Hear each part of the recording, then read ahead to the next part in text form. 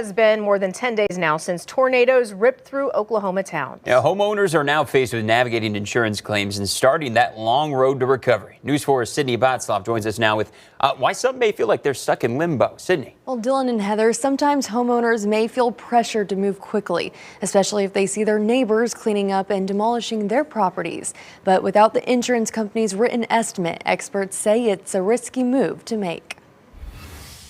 We're kind of in limbo right now, and it makes it very frustrating, especially for, we want to get things done, and we're stuck.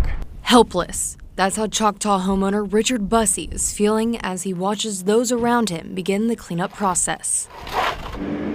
But experts tell us moving quickly is not always the best option. Truly, a person should not be demoing their house or throwing anything away unless they actually already have the estimate from the insurance company and they've agreed to it. Public adjuster Alice Young says the reason being Oklahoma is a fair market value state. Just because you have a total loss doesn't mean it's policy limits, and you still have to prove that it is. While homeowners may focus on big ticket items, detailed inventories of even the smallest items are essential for a full claim. Let's just say you have a policy limit of $100,000.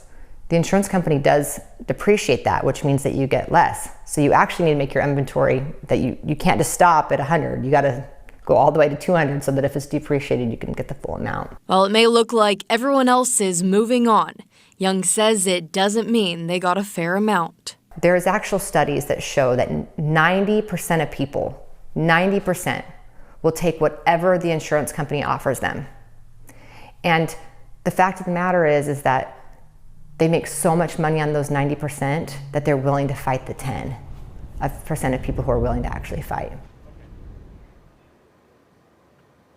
Experts say it's up to the homeowner to decide, is it worth it to wait and get the full amount or move forward quicker but receive a lesser amount from their insurance company?